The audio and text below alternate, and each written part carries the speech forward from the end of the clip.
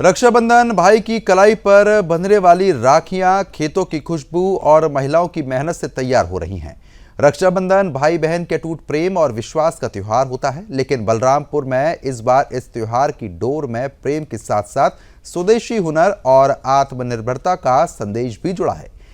यहाँ पर धान, मक्का, गेहूं और दूसरे अनाजों के साधारण दानों से बेहद खूबसूरत राखियां तैयार की जा रही हैं। एक रिपोर्ट देखिए।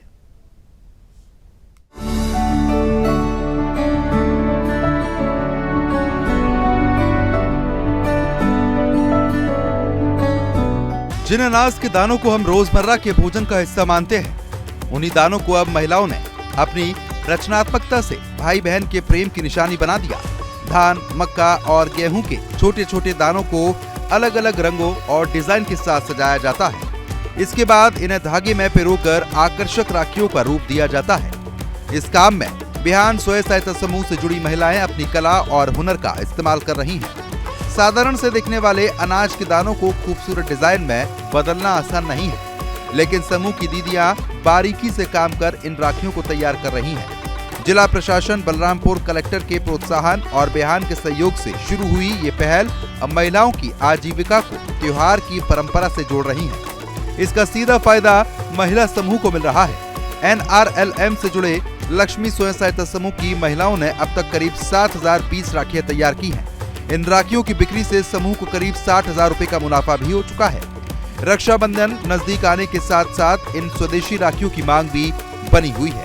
और हम लोग यहाँ राखी बना रहे हैं। राखी बना करके हम लोग सी-मार्ट में बेचते हैं और यहाँ से अन्य जगहों में स्टॉल लगा करके भी बेचते हैं।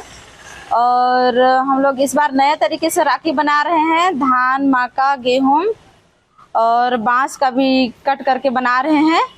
और हमारे जिले वासी भाई बहन से निवेदन है कि हमारे यहाँ से सी-मार्ट से ही आकर के राखी खरीदे। हम लोग 2-3 साल से लगातार राखी बना रहे हैं और इस वर्ष हम लोग का राखी का डिमांड ज़्यादा आया है, अच्छा है। और हम लोग साल में 5-6 हज़ार कमा लेते हैं अपना मुनाफा। इस बार हम लोग धान, मक्का, गेहूँ सब ये अपने उपज के हिसाब से बनाए हैं। उम्मीद है कि हम लोग पिछले साल से इस वर्ष अच्छा कमाएंगे। बनाते हैं और बेचते हैं और मार्केट में भी जाके बेचते हैं। बलरामपुर की ये राखियां सिर्फ एक त्योहार की जरूरत पूरी नहीं कर रही, बल्कि महिलाओं के लिए कमाई और पहचान का जरिया भी बन रही हैं। घर और खेत के काम के साथ साथ महिलाएं अपने हुनर को कारोबार से जोड़ रही हैं। इससे उनमें आर्थिक आत्मनिर्भरता के साथ साथ अपने काम को लेकर आत्मविश्वास भी बढ़ा है। खास बात यह है कि इन राखियों में इस्तेमाल होने वाले अनाज स्थानीय जीवन और किसानों की मेहनत से जुड़ा है। खेत में पैदा होने वाला एक छोटा सा दाना किसान की मेहनत, उम्मीद और परिवार की खुशहाली का प्रतीक होता है। अब यही दाना राखी बनकर भाई बहन के रिश्ते में प्रेम और अपनत्व का संदेश दे रहा है। और यहाँ हम लोग राखी बना रहे हैं, जैसे कि अगले वर्ष भी बनाए थे, इस वर्ष भी डिमांड है राखी लेने का। और हम लोग चाह रहे हैं, हम लोग स्वयं हाथों से बना रहे हैं। हमारे सी-मार्ट से ही सबको राखी खरीदे, मेरे भाई बहने जितने भी हैं। धान, मक्का, उड़द, मसूर से बनाया हुआ है। अभी ये देखा जाता है कि भारत के त्योहारों के लिए भी चाइना से राखी आती है। ये प्रयास किया गया कि स्थानीय स्तर पर स्वदेशी राखियां बनाई जाएं। महिला स्व सहायता समूह के द्वारा स्थानीय जो चीज़ें उपलब्ध हैं, जैसे धान के बीज हो गए, चावल हो गए, दाल के हो गए, मांस के चीज़ों से मिला करके वो राखी बना रही हैं।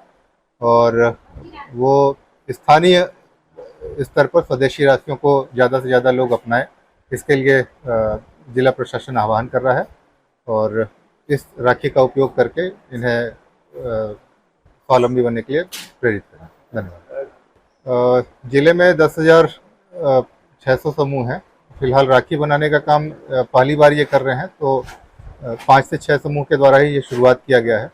आगामी समय में ये प्रयास किया जाएगा कि ज़्यादा से ज़्यादा लोगों को इसमें जोड़ करके काम दिया जाए। यानी इस रक्षाबंधन बलरामपुर की इन खास राखियों में सिर्फ बहन का प्यार नहीं होगा, बल्कि किसान की मेहनत, महिलाओं का हुनर, स्वदेशी सोच और आत्मनिर्भरता की कहानी भी बंधी होगी।